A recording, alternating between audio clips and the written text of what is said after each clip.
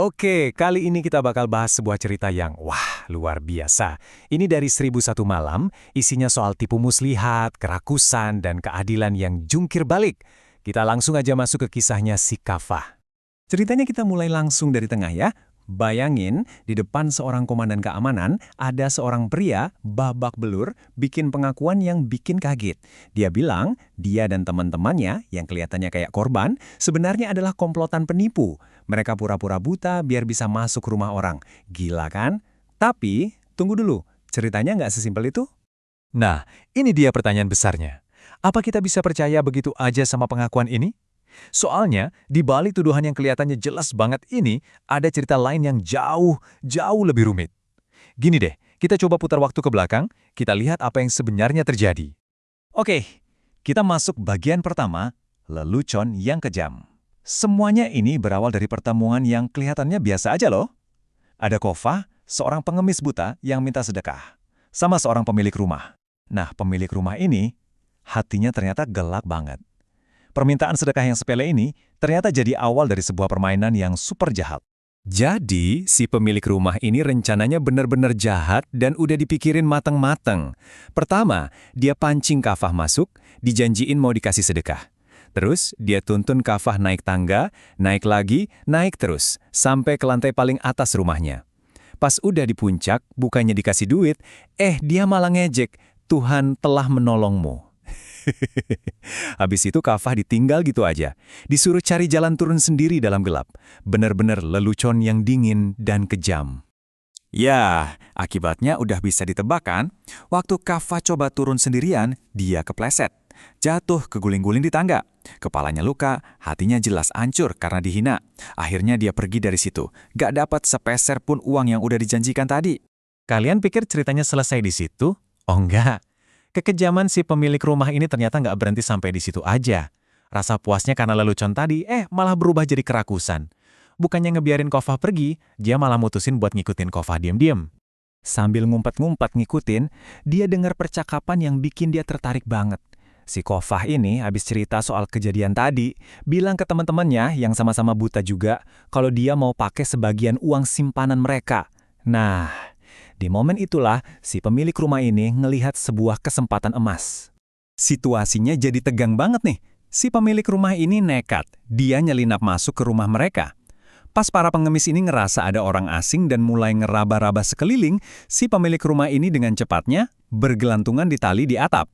Cuma beberapa senti aja dari jangkauan tangan mereka. Nyaris ketahuan. Terus, apa sih yang dia incar? Ternyata jumlahnya nggak main-main.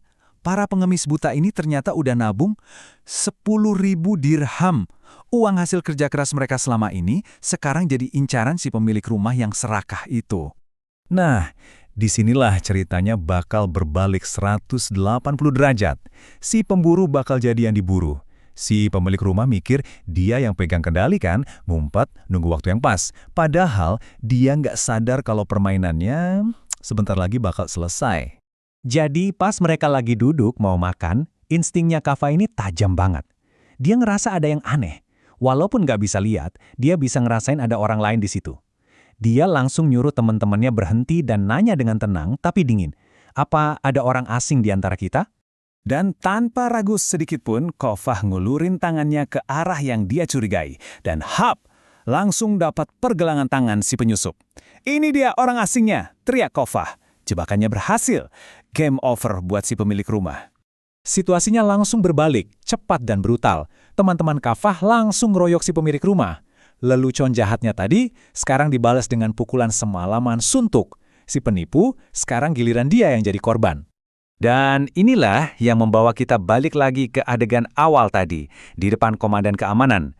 Tapi sekarang kita udah tahu cerita lengkapnya kan? Si pemilik rumah yang babak belur itu, dia bukan korban. Dia itu pencuri yang ketangkep basah.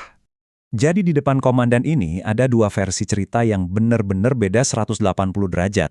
Di satu sisi, ceritanya Kofah dan teman-temannya yang jujur dan apa adanya. Di sisi lain, ada kebohongan super cerdik dari si pemilik rumah. Dia nggak cuma nyangkal mau nyuri, tapi dia malah bikin cerita baru yang gila. Dia bilang dialah korbannya, dikhianati sama komplotannya sendiri. Ini dia bagian paling liciknya. Si pemilik rumah ini nggak cuma bohong, dia juga memanipulasi si komandan. Dia nantang komandan itu dengan sebuah ujian yang kejam banget. Dia bilang, coba deh pukul mereka 2 kali lebih keras. Pasti mereka bakal buka mata. Ini jebakan psikologis yang sempurna.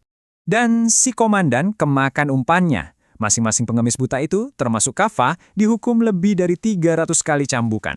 Bayangin, hukuman sebrutal itu cuma berdasarkan kebohongan. Hasil akhirnya benar-benar tragis dan gak adil. Kafah dan teman-temannya dipukuli sampai pingsan. Uang hasil kerja keras mereka dirampas dan sebagian besar diambil sama si komandan, terus mereka diusir dari kota. Sementara itu, si pencuri aslinya, si pemilik rumah itu, malah bisa pergi bebas sambil bawa sebagian dari uang itu. Eits, tunggu dulu. Ceritanya belum selesai. Masih ada satu lapisan lagi yang belum kebuka. Kenapa sih cerita setragis ini diceritakan? Jawabannya mungkin bakal bikin kalian kaget. Ternyata, semua kisah penderitaan Kafah ini, mulai dari lelucon kejam, usaha pencurian, pemukulan, sampai ketidakadilan yang dia alami, semuanya itu cuma sebuah cerita, sebuah dongeng yang diceritakan untuk menghibur seorang penguasa, yaitu sang khalifah. Jadi, ini adalah cerita di dalam cerita. Dan ini bagian yang paling nyelekit. Setelah dengar semua kisah penderitaan dan kacaunya sistem keadilan ini, apa coba reaksi si khalifah? Marah? Enggak. Kasian? Bukan juga. Dia malah tertawa. Iya, tertawa. Tawa dari seorang penguasa jadi penutup yang pahit banget buat penderitaan Kafah. Jadi cerita ini ninggalin kita dengan satu pertanyaan besar. Di sebuah kisah di mana korban dihukum, penjahat dapat hadiah, dan penderitaan cuma jadi bahan ketawaan, apa sih moralnya? Apa ini soal betapa gampangnya kebenaran itu diputarbalikan? Atau mungkin ini soal sifat asli dari keadilan itu sendiri? Coba deh kita renungkan sama-sama.